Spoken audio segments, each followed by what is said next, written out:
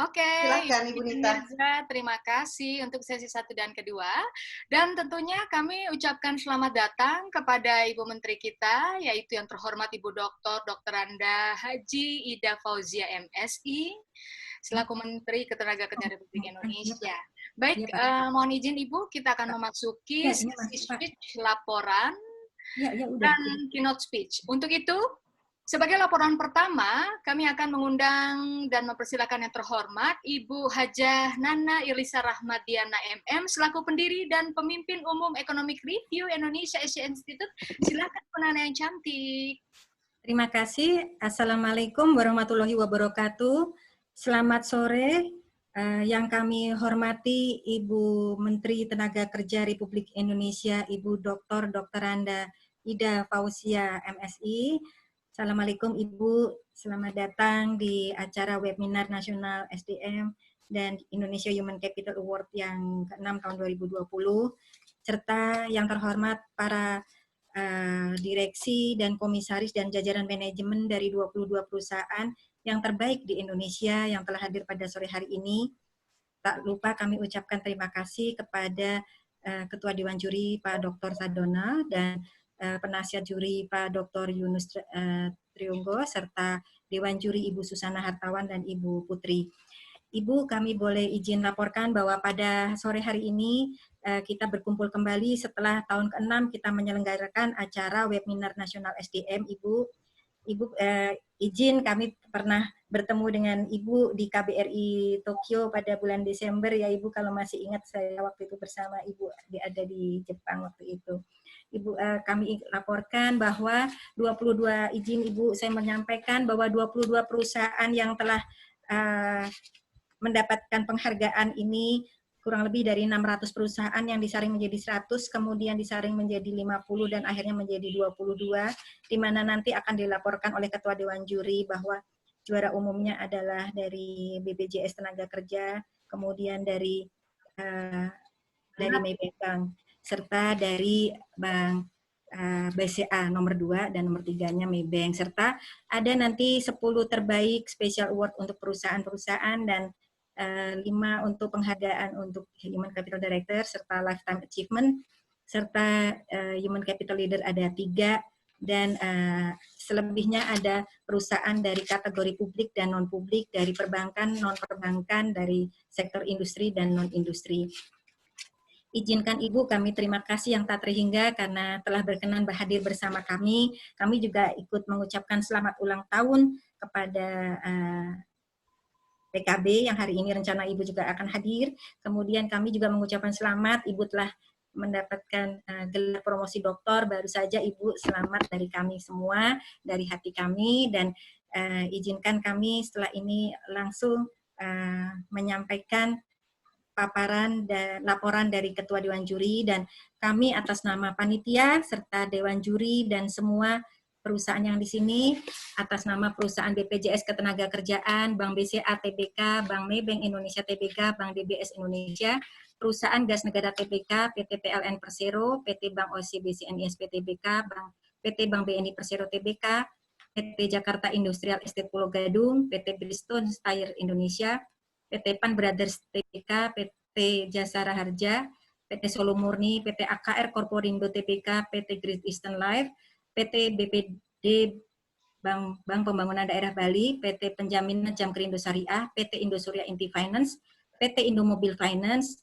PT Asuransi Binagria Upakara, PT Bank Maspion Indonesia Tbk, PT Bank Syariah Bulkopin, mengucapkan terima kasih yang tak terhingga atas kehadiran Ibu Menteri bersama kami, dan izin nanti sebelum Ibu meninggalkan tempat, izin kami berfoto bersama Ibu untuk kenang-kenangan, dan terima kasih Ibu. Alhamdulillah Ibu berkenan hadir. Akhir kata, kami mohon maaf apabila banyak kesalahan di antara kami, baik Dewan Juri maupun kesalahan kami terhadap para peserta maupun para pemenang selama proses penjurian ini. Akhir kata, tidak ada yang sempurna di antara kami, yang ada kesalahan hanya milik kita semua. Akhir kata, wassalamualaikum warahmatullahi wabarakatuh. Waalaikumsalam. Baik, terima kasih Ibu Haja Nana Irisa Rahmadiana, tentunya selaku pendiri dan pemimpin umum Economic Review Indonesia Asia Institute telah memberikan laporannya. Baik, mohon izin Ibu Menteri, sebelum ini yang kita tunggu-tunggu keynote speech dari Ibu Menteri, tentunya kita akan dengarkan terlebih dahulu laporan kedua Ketua Dewan Juri dan dosen expert HCM Perbanas Institute kepada yang ganteng Bapak Dr. Stefanus MS Sadana, Dr. Andes MSI, kami persilahkan. Terima kasih banyak Ibu Ibu pembawa acara ya, Ibu Nita. Assalamualaikum warahmatullahi wabarakatuh. Salam sejahtera untuk kita semuanya. Yang kami hormati Ibu Dr. Anda Hajah Idah Fauzi MSI. Kalau tadi diucapkan selamat ulang tahun untuk PKB, saya ingin juga memberitahukan kalau diizinkan, selamat ulang tahun juga untuk Ibu karena tanggal 17 Juli kemarin ulang tahun ya Bu ya. Semoga ini menjadi berkah bagi kita di hari ulang tahun, minggu-minggu ulang tahun ini. Kami ingin menyampaikan kepada Ibu laporan, izinkan kami untuk share screen supaya terbantu dengan data-data yang kami miliki ya Bu. Selamat sore Ibu, selamat sore untuk semuanya. Jadi saya memberi judul pada pertanggungjawaban saya, pertanggungjawaban Dewan Juri yang dalam hal ini mempercayakan tugas kepada saya dengan sedikit perbedaan sedikit, yaitu setelah saya amati dari apa yang sudah disampaikan para peserta dan tadi presentasi yang dibagikan, saat ini kita sedang dalam kondisi revolusi. Revolusi apa? Revolusi adab human capital di era pandemi. Nah, kita revolusi atau evolusi itu adalah pilihan, dan pilihan itulah yang membuat kita akan bahagia atau kita akan merasa menderita dalam kondisi ini. Kami laporkan kami ada berlima, saya sendiri, kemudian Dr. Yunus Triyonggo sebagai penasihat dan anggota, Ibu Susan Hartawan sebagai anggota, Ibu Putri Kuenantin, dan Ibu Nana Irlisa Rahmadiana. Nah, kami menyampaikan bahwa ada 3 tahapan yang kami sampaikan, tadi sudah disampaikan oleh Ibu Nana, ada 600 yang kami surati dan kami tawarkan melalui seleksi administratif yang diharapkan mengembalikan data, mengisi data kuantitatif dan kualitatif. Nah, dari situlah kemudian nanti akan dikonfirmasi untuk penjurian presentasi. Dan dari presentasi itulah kita akan menggali lebih dalam lagi konfirmasi data yang sudah dikirimkan dan wawancara mendalam untuk pengembangan serta pengembangannya. Dan terakhir adalah rekapitulasi nilai dalam diskusi yang terfokus dan holistik, yang sistemnya sistematik. Jadi ada dissenting opinion yang cukup panjang, yang tidak semuanya mudah, agak lumayan ramai. Nah, kami menggunakan 4 platform ini, dan saya rasa semua sudah ngalamin. Ini salah satu contoh prosesnya, di mana ini kebetulan salah satu dari legend kita juga, Bapak Irfandi Berizal. Kemudian selanjutnya, ini ada banyak, ada dari PLN, ada dari gas, dan sebagainya. Nah, kami sudah sampaikan kepada Ibu Nana, ada 600 perusahaan yang dikirim, dan itu adalah perusahaan publik, terbuka maupun non-publik. Nah, ya, yang terbuka maupun tidak, maupun tertutup. Ya. Dan dari berbagai industri, finance, non-finance, ya, dan serta bank. Ya. Dari pemilik saham, kepemilikannya macam-macam, ada yang pemerintah, ada BUMN, anak cucu BUMN, bahkan, dan swasta. Dari situ kemudian diperoleh 100 perusahaan. Dan hari ini kita mau melakukan selebrasi, atau bisa dikatakan selebrasi bersama.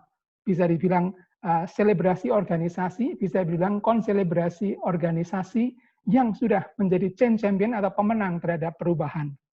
Nah, pemenang terhadap perubahan ini kami dasari pada satu kondisi yang disebut sebagai, saat ini saya sebut sebagai kompleks, ya, situasi kompleks yang membingungkan, namun human capital beruntung kita punya Dave Ulrich, guru yang mengatakan paradoks navigator. Namun saya sedikit mengubah menjadi kompleks navigator, dan kemudian Ibu juga sudah menandatangani kemarin tahun 2020 SK 149 tentang standar kompetensi MSDM yang sudah dievaluasi karena udah 5 tahun sebelumnya, ya, 307/2014, dan kemudian akhir tahun kemarin sudah dievaluasi hasilnya.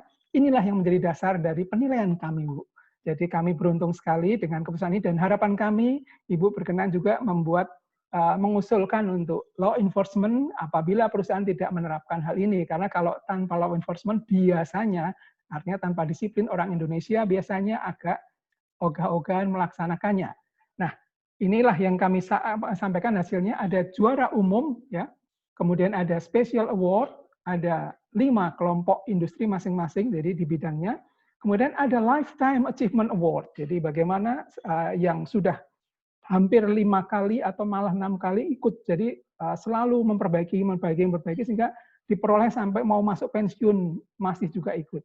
Juara umum dan 5 top human capital director serta 3 top HR future leader gitu. Nah, saya ingin yang terakhir ini yang kami mau sampaikan untuk dicermati bersama setelah saya mengamati semuanya. Indonesian Human Capital Award 2020 adalah selebrasi adab atau habitus baru. Ini mau tidak mau harus dilakukan. Karena kalau tidak dilakukan, akan kita merasa kalah, dan kalau kita merasa kalah, tidak akan bisa menjadi change champion atau pemenang perubahan. Ya, selebriti adab atau habitus baru organisasi Human Capital Indonesia era pandemi. Kita tahu bahwa wabah mempengaruhi jalannya sejarah. Ya, waktu Sampar itu membuat revolusi industri muncul karena apa? Karena separuh orang Eropa meninggal dunia karena itu. Ini hasil penelitian yang terbaru dari Frank Snowden, judul bukunya Epidemics and Society tahun 2020 ini. Yang kedua, pandemi meruntuhkan dan membangun peradaban baru. Meruntuhkan peradaban lama, membangun peradaban baru. Dan di sini Indonesian Human Capital Award 2020 turut, ya, beserta semua peserta dan terlebih para pemenang, turut membangun adab habitus baru itu, dan kami, institusi ini, meneguhkan dan meyakinkan bahwa ini udah on the right track di dalam era pandemi yang belum terlewati puncaknya. Jadi masih akan ada lagi yang lebih besar. Dan yang terakhir kami ingin sampaikan, 3 adalah kunci siasat menghadapi era saat ini dan ke depan. Dalam pandangan kami setelah mencermati semua apa yang diperagakan, apa yang dipresentasikan, dan apa yang kami dalami, nomor 1 adalah mau tidak mau penyebabnya adalah virus. Virus itu bukan sesuatu yang harus dihilangkan, namun disiasati. Bagaimana kita hidup berdampingan dengan virus. Yang kedua, manusia. Manusia itu harus ditemukan. Kompetensinya seperti apa dan talentanya apa. Sehingga nantinya dia akan berkembang.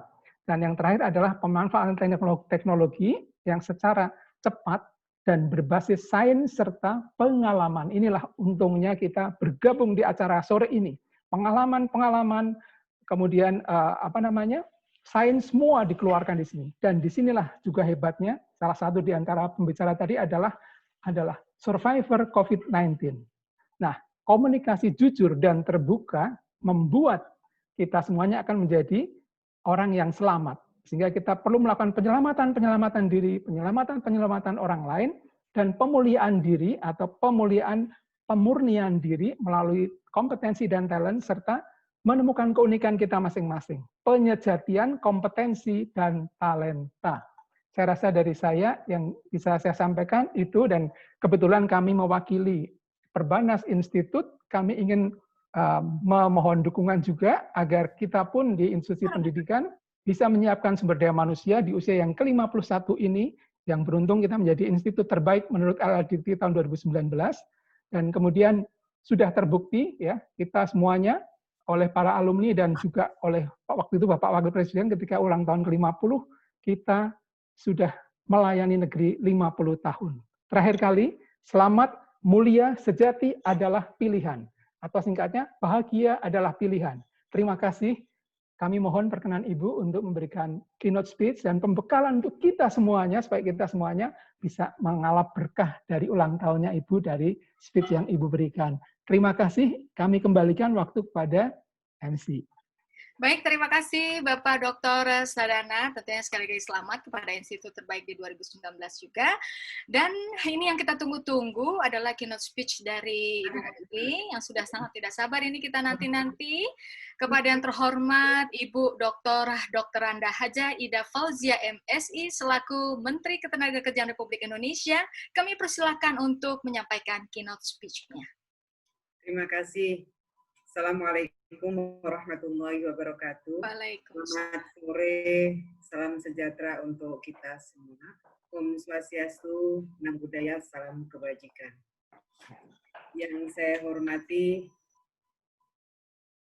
jajaran pimpinan Economic Review, yang saya hormati segenap Dewan Juri Indonesia Capital Awards, yang saya hormati seluruh peserta Indonesia Human Capital Awards, terutama dari 22 direksi perusahaan yang keluar sebagai pemenang pada Indonesia Capital Awards.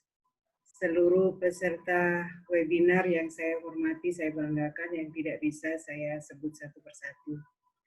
Alhamdulillah, puji syukur, marilah kita panjatkan kehadirat Allah Subhanahu wa Ta'ala. Alhamdulillah, pada sore hari ini kita berkesempatan silaturahim meskipun melalui Zoom. Saya senang sekali bisa bergabung sore hari ini. Saya juga ingin menyampaikan terima kasih atas doa-doa baik, doa-doa indah dari Bapak dan Ibu semua. Saya berharap mudah-mudahan doa yang terbaik juga saya panjatkan untuk Bapak dan Ibu semua. Barakallahu lakum. Semoga berkah untuk Bapak Ibu semua. Bapak Ibu yang saya hormati, sebagaimana kita saksikan dan rasakan bersama, saat ini dunia industri dan ketenagakerjaan dihadapkan pada dua hal yang memberikan dampak signifikan pada keberlangsungan dan persaingan industri. Revolusi Industri 4.0, kemudian yang kedua, pandemi COVID-19. Kedua hal tersebut sama-sama menghadirkan tantangan, juga saya kira sama-sama menghadirkan peluang. Namun untuk memenangkan persaingan sebagai dampak dari revolusi industri dan pandemi, kata kuncinya adalah inovasi. Tadi sudah saya dengar sebelum tadi saya sempat mendengarkan beberapa narasumber yang kira-kira memiliki semangat yang sama. Kita memiliki satu semangat yang sama. Kehadiran revolusi industri mulai dari revolusi industri 1.0, 2.0, 3.0, sampai 4.0 yang kita saksikan dan kita rasakan saat ini, bahkan revolusi industri 5.0 yang sudah di depan mata selalu menjadi penggerak persaingan dan pertumbuhan ekonomi. Berbagai penemuan teknologi berdampak pada melimpahnya produksi barang. Yang membedakan adalah dampak yang ditimbulkan oleh revolusi industri, mulai dari 1.0, 2.0, 3.0, masih bisa diprediksi. Namun tidak demikian halnya dengan revolusi industri 4.0 dan 4.0 yang dampaknya unpredictable. Peningkatan kapasitas barang yang dihasilkan oleh industri yang mulai menggunakan listrik pada revolusi industri 1.0 misalnya, masih sangat bisa diprediksi. Karena kapasitas tenaga listrik yang menjadi tumpuan produksi bisa diketahui kapasitasnya. Lonjakan produksi dari pabrik-pabrik yang menggunakan mesin-mesin pada revolusi industri 2.0 kapasitasnya juga bisa diprediksi. Karena kapasitas mesin dan kemampuan pekerjanya masih bisa dihitung. Pun dengan penggunaan komputer, mesin otomatis dan robot yang menjadi ciri penggerak revolusi industri 3.0, kapasitas produksi dan dampak ekonominya masih bisa diperhitungkan. Namun tidak demikian dengan revolusi industri 4.0 yang digerakkan oleh artificial intelligence, Internet of Things, dan big data, dampaknya sangat unpredictable. Demikian halnya revolusi industri 5.0 atau Society 5.0 yang dipelopori oleh Jepang, di mana semua teknologi adalah bagian dari manusia itu sendiri. Dampaknya sungguh sangat unpredictable. Penggunaan otomasi teknologi dan big data pada saat ini telah berdampak pada apa yang disebut dengan disrupsi ekonomi. Banyak jenis usaha dan jenis pekerjaan yang tidak berkembang, bahkan hilang. Industri padat karya mudah digantikan oleh mesin. beberapa skill akan digantikan oleh kecerdasan buatan. Namun banyak jenis usaha dan pekerjaan baru yang akan muncul, terutama industri yang berbasis pada IT, kemudian Internet of Things, dan Big Data. Revolusi Industri 4.0 juga telah mengubah karakter industri. Jika sebelumnya model industri konvensional dengan bertumpu pada kekuatan modal dan eksplorasi sumber daya alam, perlahan namun pasti akan bergeser menjadi industri modern yang berbasis pada inovasi dan kolaborasi. Pergeseran karakter tersebut sebuah keniscayaan karena eksplorasi dan eksploitasi sumber daya alam mengalami keterbatasan serta cenderung tidak ramah lingkungan. Sedangkan inovasi tak akan pernah habis. Inilah pentingnya human capital. Bapak Ibu yang saya hormati, tantangan lain yang dihadapi industri dan ketenagakerjaan adalah adanya pandemi global COVID-19 ini. Sesuatu yang tidak pernah kita duga, sesuatu yang tidak pernah kita bayangkan. Yang sampai saat ini belum ditemukan formula pengobatan yang ampuh dan efisien. Keharusan taat pada protokol kesehatan harus beradaptasi dengan kebiasaan baru, terhambatnya mobilitas, penurunan produksi menjadikan industri sangat terpukul. Dampaknya sejumlah industri terpaksa tutup. Gelombang PHK dan yang merumahkan pekerja tak dapat dihindari. Pertumbuhan ekonomi global maupun nasional diprediksi menurun. Data yang ada di Kementerian Ketenagakerjaan ada 1,7 juta yang datanya tervalidasi antara Kementerian Ketenagakerjaan dengan BPJS Ketenagakerjaan. Ada 1,3 juta yang masih terus kami validasi datanya. Kurang lebih ada 3 juta lebih data yang ada di Kementerian Ketenagakerjaan. Belum lagi data yang dilansir oleh teman-teman Kadin, teman-teman Apindo yang menyatakan jumlahnya lebih dari itu. Saya kira ini yang terasa sekali dampak pandemi COVID-19. Meski demikian, sebagaimana dampak dari revolusi industri 4.0, pada sisi lain kondisi pandemi ini sebenarnya adalah mempercepat proses transformasi ketenagakerjaan dengan memunculkan peluang-peluang atau usaha baru. Industri dan pekerjaan yang mendukung implementasi new normal, sektor kesehatan, sektor ekspedisi, dan jenis usaha yang mendukung protokol kesehatan kita lihat berkembang dengan sangat pesat. Dampak tersebut salah satunya terlihat dengan penggunaan teknologi yang semakin meningkat dalam segala aspek.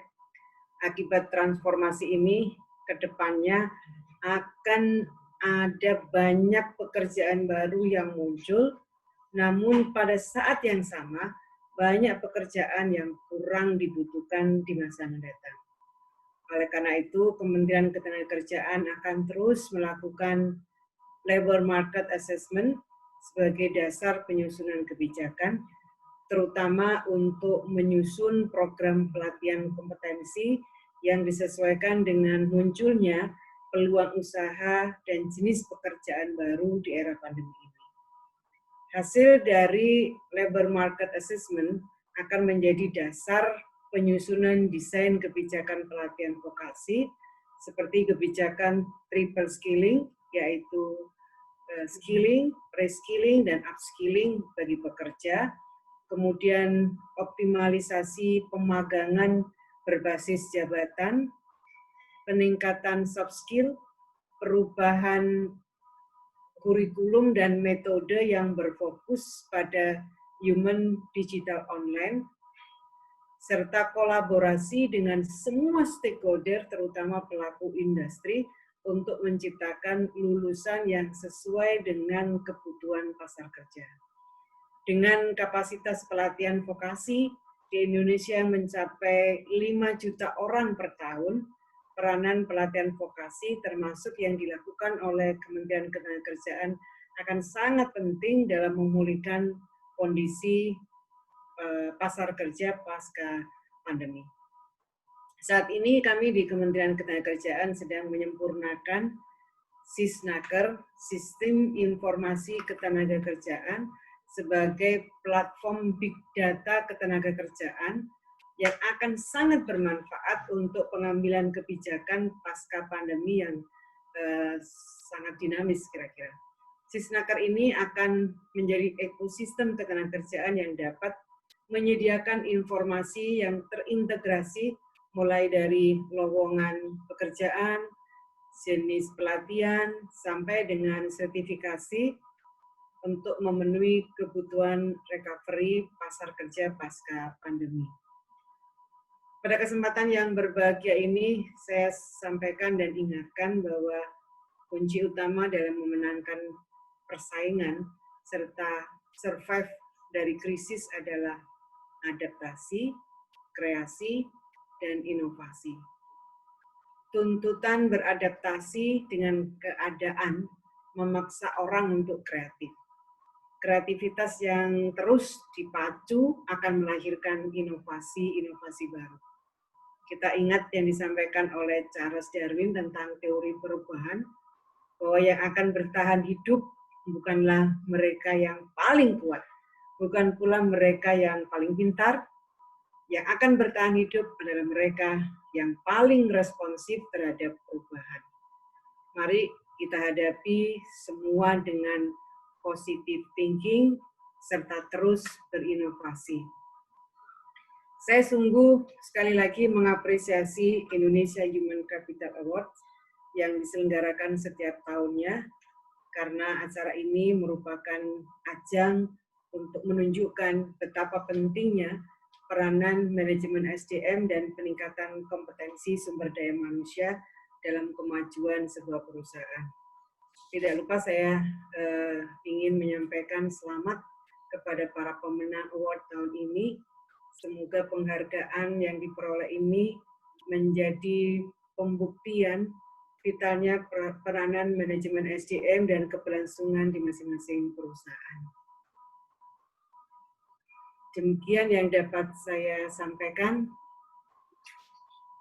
Mudah-mudahan kita tidak hanya mampu menangkap peluang, tetapi juga menciptakan peluang.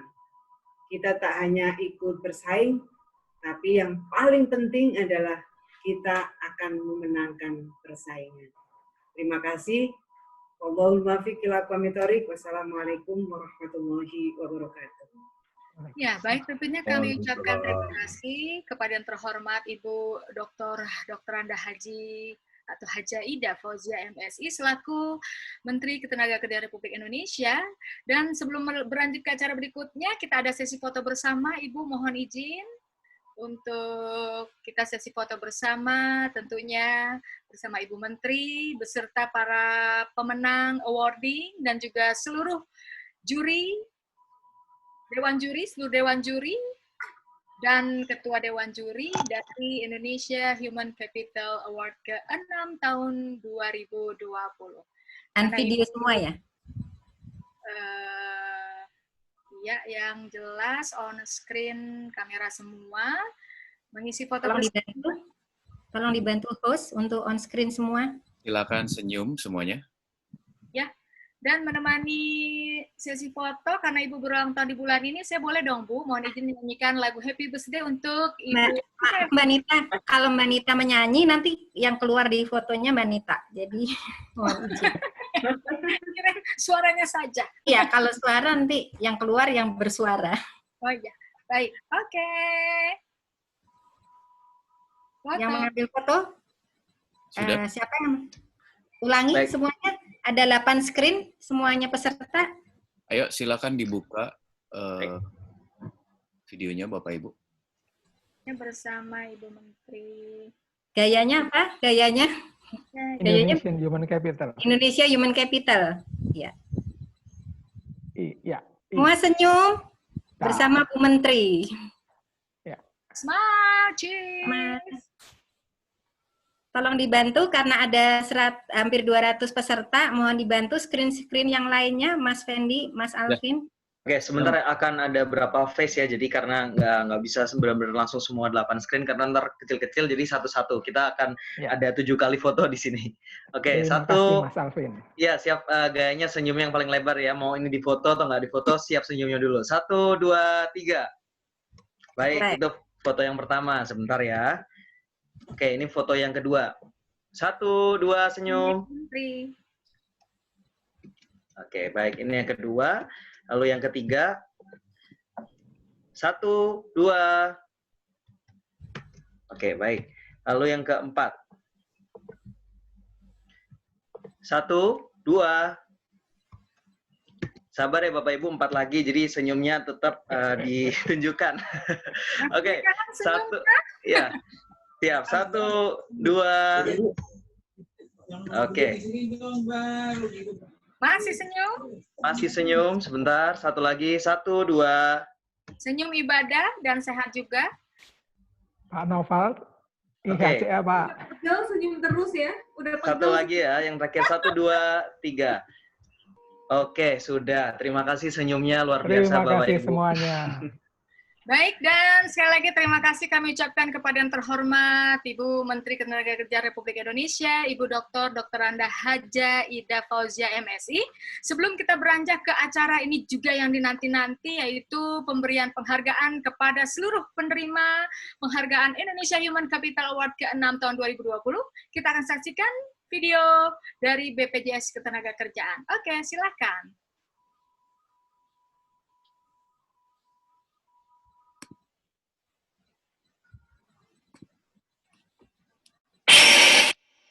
Namanya pekerjaan pasti ada risikonya, tapi nggak perlu lebay juga untuk perlindungan kerjanya. Ada cara yang lebih mudah. Miliki perlindungan kerja dari BP Jam Sostek.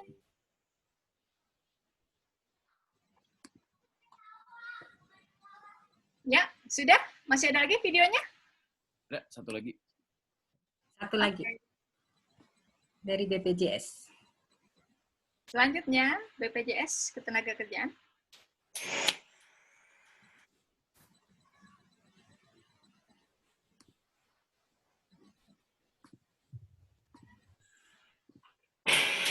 Pandemi COVID-19 membangkitkan era baru yang membuat seluruh entitas harus beradaptasi. Jajaran insan BP Jam Sostek telah siap menerapkan pelayanan tanpa kontak fisik atau lapak asik klaim JHT, baik melalui kanal online, klaim kolektif maupun offline.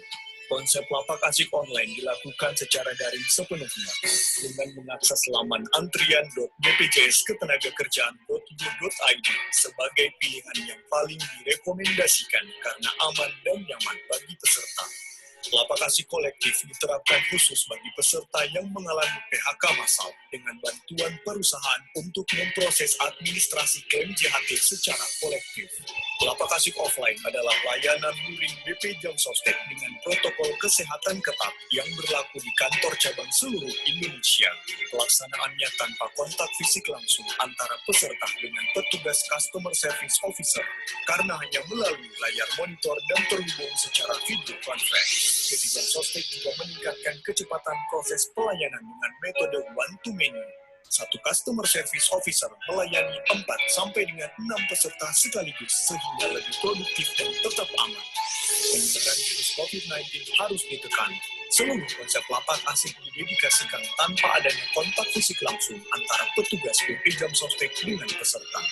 Inovasi pelayanan BP Jam Sostek ini bertujuan untuk meningkatkan kapasitas dan kualitas layanan di masa pandemi serta menyambut era new normal. Informasi ini dipersembahkan oleh BP Jam Sostek.